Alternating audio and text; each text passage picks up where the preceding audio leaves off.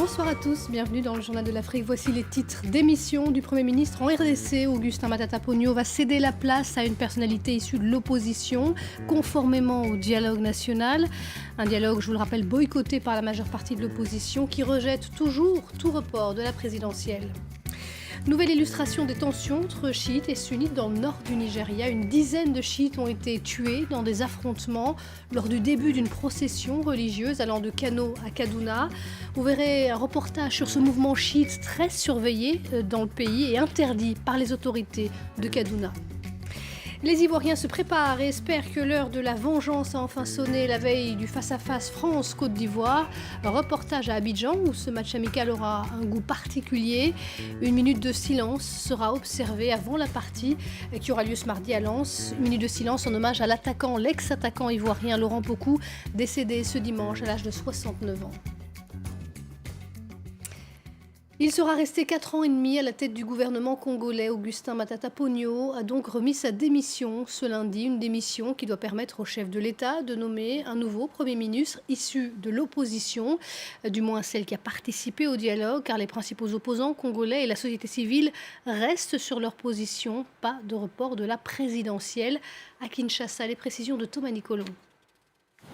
C'est aujourd'hui que débute en RDC la mise en application de l'accord politique trouvé au dialogue national et signé le 18 octobre dernier. Un accord qui prévoit le maintien au pouvoir de Joseph Kabila jusqu'en 2018, mais également la nomination d'une personnalité de l'opposition au poste de Premier ministre. Le Premier ministre actuel, justement, Matata Ponyo Mapon, s'est exprimé devant la presse ce matin. Il a annoncé qu'il avait remis sa démission au président Joseph Kabila ainsi que la démission de son gouvernement. Ce matin, au bureau officiel de la présidence de la République, la délégation de la majorité et de l'opposition au dialogue national se sont exprimés devant la presse. C'est un nouveau jour, étant donné qu'à partir d'aujourd'hui, de manière concrète, les résolutions du dialogue national vont commencer à être mises en œuvre. Nous attendons aussi la nomination du Premier ministre, la formation du gouvernement, les comités de suivi, l'application de l'accord qui prévoit un calendrier très clair et qui doit aller jusqu'à l'organisation des élections en date du 29 avril 2018. L'opposant Vital Kamerhe est aujourd'hui donné comme favori pour reprendre le poste de Premier ministre. Il n'a pas voulu en dire davantage sur le sujet, sinon que la nomination était imminente et qu'elle serait décidée par Joseph Kabila lui-même, un chef de l'État qui s'exprimera demain devant le Congrès pour son adresse sur l'état de la nation. Et ce matin, à la présidence de la République, tous les représentants politiques présents ont tenu à rappeler que la porte restait ouverte au rassemblement, cette plateforme de l'opposition qui a refusé de prendre part au dialogue. Seulement voilà, le rassemblement a publié un nouveau communiqué hier dans lequel il réitère sa volonté de voir Joseph Kabila quitter le pouvoir le 19 décembre prochain. Et en RDC, où un nouvel arrêté sur les médias étrangers fait polémique, il stipule que toute personne physique ou morale étrangère travaillant dans les médias doit être employée par une société dont les actionnaires majoritaires sont congolais. Le Quai d'Orsay se dit préoccupé et réitère son appel au respect de la liberté de la presse, alors que, je vous le rappelle, la radio RFI est toujours coupée dans le pays, en tout cas à Kinshasa. Au Nigeria, une dizaine de personnes appartenant à la communauté chiite ont été tuées ce lundi dans des affrontements avec la police. Les violences ont éclaté alors que des membres du mouvement islamique du Nigeria, groupe chiite lié à l'Iran, entamaient une procession religieuse. Les pèlerins devaient se rendre sur plusieurs jours de Kano à Kaduna, l'autre grande ville du Nord où le mouvement chiite a été interdit par les autorités. Ses leaders sont en prison. Regardez le reportage à Kaduna de Rosie Collière avec Emmanuel Landais. Voici ce qu'il reste du centre sanitaire et religieux de Zaria, ville qui a vu naître le mouvement islamique du Nigeria. Le bâtiment a été détruit par les autorités l'an dernier, en décembre, à la suite d'affrontements avec les militaires. 300 membres du mouvement islamique avaient été tués. Depuis, le mouvement n'a plus le droit de se rassembler sans autorisation préalable de la police, mais ses membres comptent bien continuer à se retrouver, notamment lors des célébrations religieuses. L'interdiction n'a fait que renforcer ma foi et je resterai ferme dans mon engagement envers le mouvement. La plupart de nos actions consistent en des pratiques religieuses telles que la prière et le jeûne.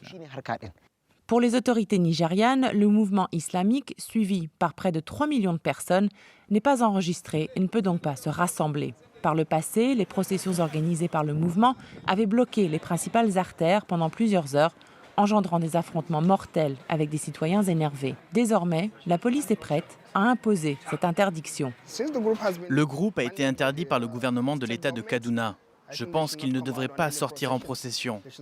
Ils doivent éviter d'aller à l'encontre de la loi du pays parce que les forces de sécurité ne vont pas se contenter de garder les bras croisés et regarder les gens enfreindre la loi sans prendre de mesures. Le leader du mouvement islamique du Nigeria ainsi que son épouse sont toujours en détention. Pourtant, aucune charge n'a été retenue contre eux, ce qui provoque la colère des membres prêts à prendre part à la procession d'Arbaïn dimanche prochain. Le mouvement appelle tout de même ses membres à se rassembler en paix et à se battre contre l'interdiction du groupe et la détention de son leader uniquement devant la justice. En 2 ans, l'État a assassiné 6 de ses enfants. Je ne pense pas que c'est comme ça qu'un citoyen nigérian devrait être traité.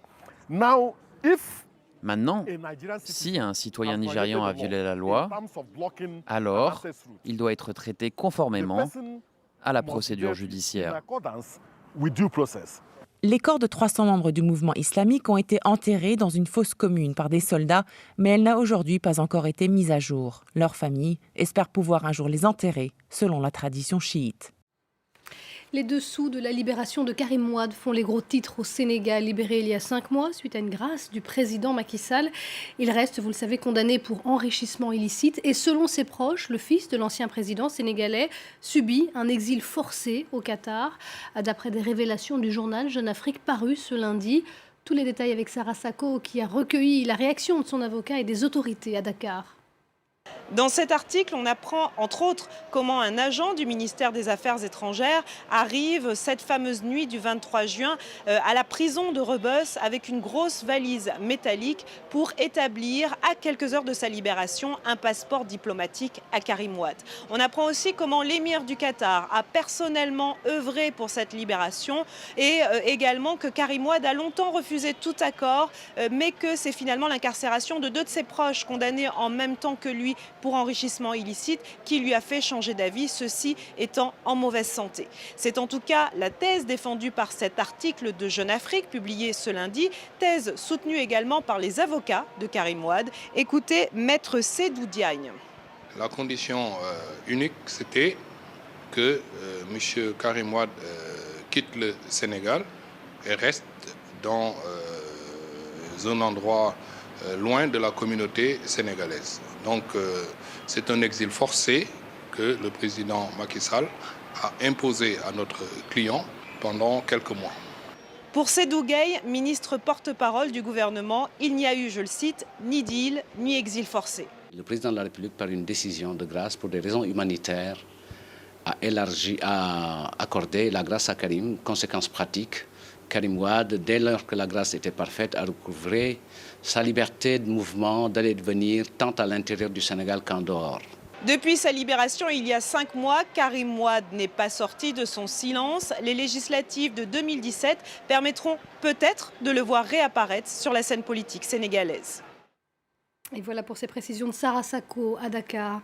Il était une légende du football africain. Laurent Pokou est décédé ce dimanche à Abidjan à l'âge de 69 ans. L'ancien attaquant ivoirien, passé par Rennes et Nancy en France, est resté pendant près de 40 ans le meilleur buteur de la Coupe d'Afrique des Nations. Didier Drogba le considérait comme son modèle. Pelé voyait en lui un successeur. Écoutez le champion qui s'exprimait au micro de Xavier Chemisseur et Arnaud Froger dans l'une de ses toutes dernières interviews. Écoutez. J'aurais aimé gagner une Coupe d'Afrique des Nations pour mon pays. Ça n'a pas été le cas. Mais n'oubliez pas quand même que j'ai été meilleur buteur pendant 38 ans, avant que tout le batte en 98. Et modestie mise à part, j'ai marqué 5 buts au cours d'un match. Et ça aussi, ça n'a pas été égalé. Peut-être que vous ne le saviez pas. L'un de mes meilleurs souvenirs, c'est qu'au stade de la Route de l'Orient, en Bretagne, on a fait un salon d'honneur VIP qui porte mon nom. C'est comme si je suis immortalisé et je peux peut-être dire que je peux mourir en paix. Voilà Laurent Pocou qui est donc décédé ce dimanche. Et en hommage à l'ancien attaquant ivoirien, une minute de silence sera observée demain mardi avant le match amical qui opposera à Lens la France à la Côte d'Ivoire. Une rencontre au sommet entre le vice-champion d'Europe et les champions d'Afrique. Pour les éléphants, un match à très forte portée symbolique. 11 ans après une défaite cuisante, il y a donc un parfum de revanche qui flotte dans l'air. Reportage d'Arnaud Froger et Anna Sylvestrener. Ce jour-là, il portait le brassard de capitaine. 87 fois, Cyril Domoro a défendu les couleurs des éléphants. Mais cette rencontre, il ne l'a pas oubliée. Non, ça me fait mal quand même. C'était un beau match, mais on aurait pu faire mieux. Ce 17 août 2005, pour la première fois, la Côte d'Ivoire rencontre la France. Les relations entre les deux pays sont alors très tendues, mais le match, lui, est plus que jamais amical. C'était une volonté politique que ce match se passe. Nous étions heureux de jouer contre la France, de pouvoir rivaliser contre la France sur le rectangle vert. Et puis ce match-là n'a pas pris plaisir. On était un peu, je pense, un peu crispé. Et je souhaite que nos jeunes frères feront mieux que nous. 3-0 pour les Bleus, il y a 11 ans, le score avait été sévère. Alors sur les terrains abidjanais, il ne faut pas se fier à la couleur des maillots. Ces joueurs de première division ivoirienne ont le cœur orange et rêvent de victoire pour ce nouveau France-Côte d'Ivoire. Le vice-champion d'Europe contre les rois d'Afrique, l'affiche fait déjà vibrer. C'est plus qu'un match amical. C'est un match de compétition, un match de mondial même. L'heure de la revanche a sonné parce que les Ivoiriens, ils ont ça, je pense qu'ils ont ça en cœur, donc ils vont donner le meilleur d'eux-mêmes pour ne pas avoir une deuxième défaite. Il n'y a pas meilleur match pour la Côte d'Ivoire aujourd'hui, il n'y a pas aussi meilleur match pour la France aujourd'hui. Jouer contre le champion d'Afrique, c'est se mettre déjà aussi à un certain niveau. Et jouer contre la France qui est vice-champion d'Europe, c'est un bon match, un très bon match de préparation avant la CAN. À 2 mois de la Coupe d'Afrique des Nations, où ils remettront leur titre en jeu, la rencontre aura valeur de test pour les Ivoiriens. France-Côte d'Ivoire, ce sera donc demain mardi à Lens. Restez avec nous, l'info continue dans un instant sur France 24.